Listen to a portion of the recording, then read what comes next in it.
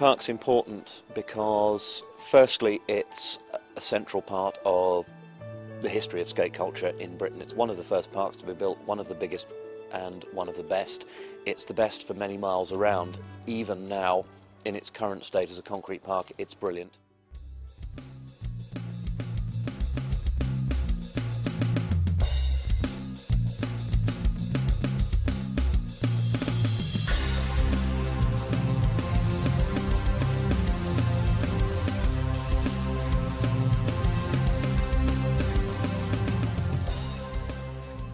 Myself, I've used the skate park for 25 years.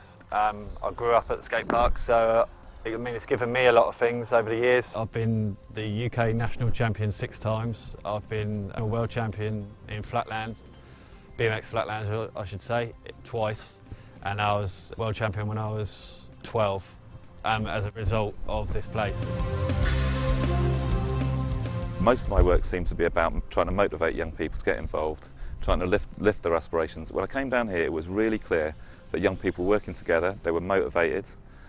It was also really clear that a lot of the young people down here were isolated where they came from and in their schools, but they found a sense of belonging down here. They were challenging each other and supporting each other and raising aspirations for themselves, believing in each other. There was benefits in terms of health. There was even benefits in terms of education down here, learning everything from physics in terms of building bikes to how you do a trick and what you need to do a trick. I mean, it was about self-worth down here. People gained confidence massively. They might not be confident at school, and then they come here and they become a different person as soon as they come in the door. And then when they leave, they go back to being that other person. You learn at the park from your peers. You learn to take your turns. You learn to respect your peers. It's a brilliant place from that point of view. Working as I do in criminal justice, I spend a lot of time in the youth courts where I'm dealing with horrible children who behaved horribly badly. And for my part, the skate park kept me sane when I've been at Fareham Youth Court all week. And I come to the skate park and see perfectly ordinary kids taking their turns, applauding their peers, supporting each other and loving what their peers were doing. It was brilliant to see it. I mean, I think if they close this place down, kids would be all over the place, all over the town and the city, so I think it would cause a lot more havoc then.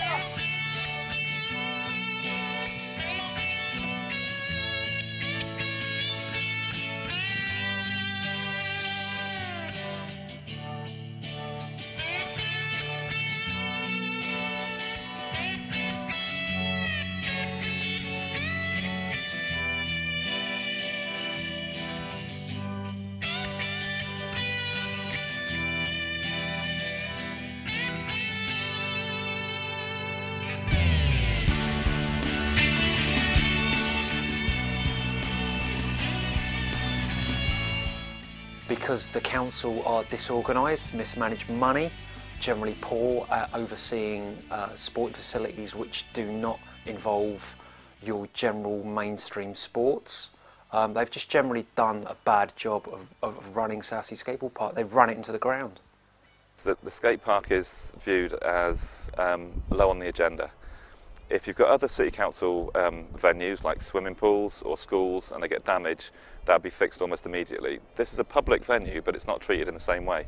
In the past, people always just thought the council will pay for everything. We're broke with all the pressures on social services, education, roads, buses, etc.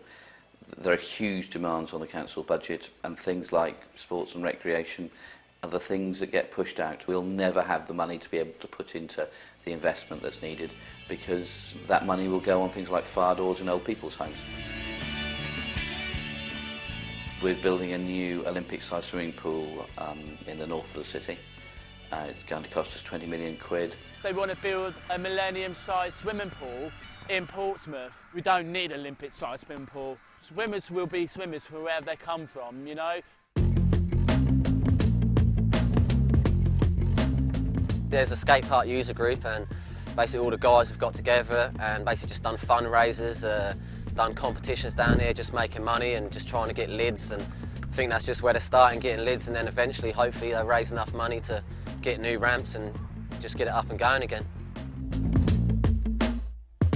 We sit on the curb, drinking our cans, trying to plug it into sea. So we're in the process of meetings with different groups to see who can run it. The council have blatantly said they have not got the money to run this. Yeah. So we've either got to come together as the user group, move ourselves up to a trust level, where that means charities, fundings, lotteries, all of that. I sing about some Mr. Music Man.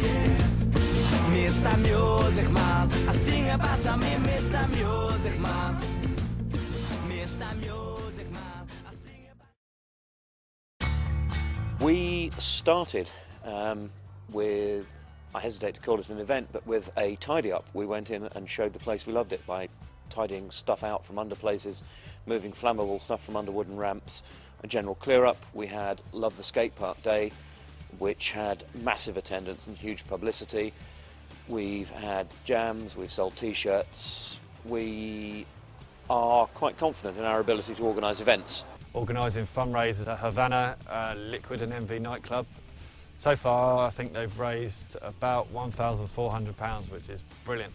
Been BMX jams, supporting and showing love to Southsea Skateboard Park, skateboard competitions organised by the business. We had petitions on the counter and online. We then forwarded our petitions to distributors that we buy products from and other friends in the business side of things. We also produced, or have produced and still produce, stickers and t-shirts to spread the word to keep Southsea Skateboard Park open. They've got to council meetings and been really positive about how they behaved, how they dealt with councils, and really impressed people basically, and I think it's had a huge impact. Well, I know it has. The user group were going to take it over, which would be brilliant, I think, because you'd have passionate people who care about the park running the place, which is, I think, most people ever wanted, really. We'd like to make it a better place to skate. We'd like to improve the facilities there are. We would like to make it as exciting in 2008 as it was in 1978 when it opened. Southsea is going to be a brilliant place, and it's going to come, and you know, and we want to do a lot of stuff in there, a lot of things all around the board, and just have a lot more people come here, and big competitions, big fun days, make it a brand name, make this park happen, get music, paint it up, you know, and just got a lot of things, and we're going to slowly do it, and we're going to do it through volunteers and help and funding and support, and that's all we can do it at the moment, and it's been working.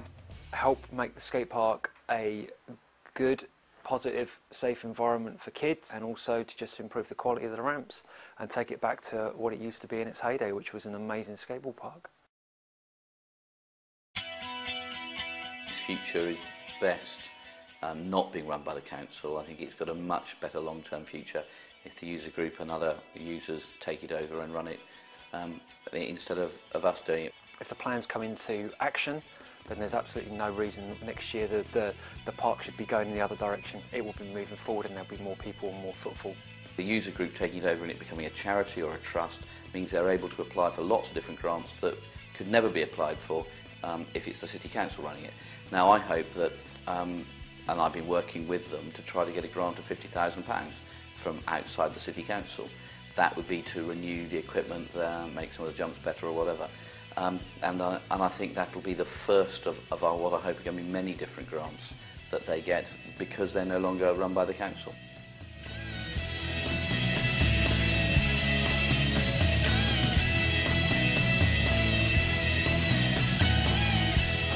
I just like the whole thing, the atmosphere, all the ramps, the people, everything.